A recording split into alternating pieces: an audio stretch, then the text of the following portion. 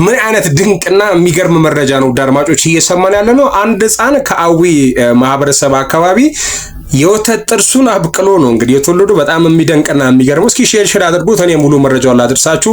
አዲስ ከሆናችሁ ለቤቱ ፎሎ ማድረግ እንዳይደርሳ። በዳንግላ ሆስፒታል ጥርስ አብቅሎ የተወለደው ህፃን በአዊ ብሔር ብሔረሰብ አስተዳደር ስር በሚገኘው ዳንግላ የመጀመሪያ ደረጃ ሆስፒታል አንድ ህፃን የወተት ጥርስ አብቅሎ መወለዱን ተከትሎ የብዙዎቹን ትኩረት ስቧል፣ መነጋገሪያም ሲሆን ውሏል። ይህ ክስተት በሆስፒታሉ ታሪክ የመጀመሪያ መሆኑንም ባለሙያዎች ተናግረዋል። የሆስፒታሉ አዋላጅ ነርስ መንግስቱ ይባል ለፋና ዲጂታል እንደገለጹትም ምንም እንኳን ህፃናት አብዛኛውን ጊዜ ጥርስ ማውጣት የሚጀምሩት ከ6 ወር በኋላ ቢሆንም አልፎ ግን እንዲህ አይነት ክስተቶች ናታል ቲዝ ሊያጋጥም እንደሚችልም አስረድተዋል። የሆስፒታሉ ሜዲካል ዳይሬክተር ዶክተር አማረ ኤባ ክስተቱን አስመልክቶ የሚከተሉትን ዋና ነጥቦችም ገልጿል።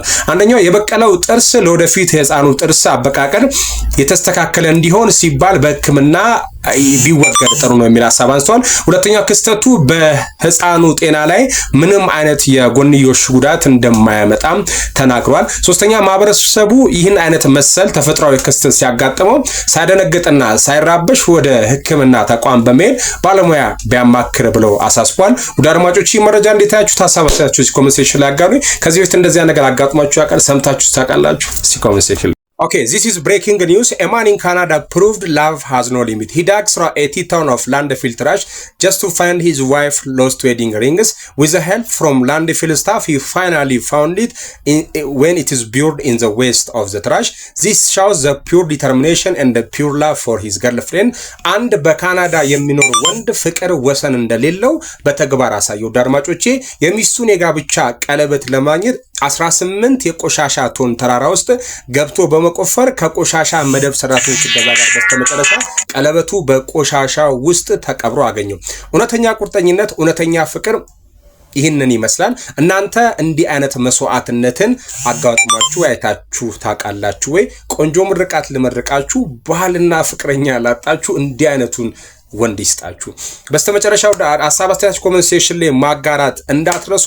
ይሄን ሁሉ ከሚያደርግ ቢገዛ ሳይሻሉ የሚሉ አስተያየቶች ተነስቷል። እስኪ እናንተ አስተያየታችሁን ኮሜንት ሴክሽን ላይ አጋሩ። ሰበር መረጃ። ትራምፕ እንግዲህ አነጋጋሪና በቃ የማይመስሉ ነገሮችን ከማድረግ አሁንም ድረስ አልተቆጠበም። ውድ አድማጮቼ ፕሬዝዳንት ትራምፕ አመታዊውን የገዢዎች ስብሰባ በዋይት ሃውስ ውስጥ ማወጁ ተሰማ። እንግዲህ ነገር ግን ሁሉም የዲሞክራቲክ ፓርቲ ገዢዎች በዚህ ስብሰባ ላይ እንዳይገኙ በይፋ እንግዲህ አግዷል። ይህም ብዙ አመታትን የቆየው የአንድነት ባህላቸውን የማፍረስ ሴራ ነው ተብሎ እንግዲህ ይወራል። ይህ ብቻም ሳይሆን እንግዲህ ውሳኔው አዲስ የፖለቲካ ግጭትን እያስነሳ ሲሆን አስተባባሪዎቹ እንደ ከፋፋይ ያስተባብሩታል። የደጋፊዎቹ ሞራል ግን የደጋፊዎቹ አስተሳሰብ ግን ትራምፕ የአሜሪካን ጥቅም ብቻ በማስቀደም ከርሱ አጀንዳ ጋር የሚስማሙ አጋሮችንና ተባባሪዎችን ብቻ አብሯቸው እንዲሄዱ የማድረግ ዓላማ ነው ያዘው። ይህንን መረጃ እንዴት አያችሁት አድማጮቼ? የትራምፕ ውሳኔ ልክ ነው ወይ? ስብሰባው አልተደረገም፣ በስብሰባ ላይ እንዳትመጡ ነው እንግዲህ የተባለው።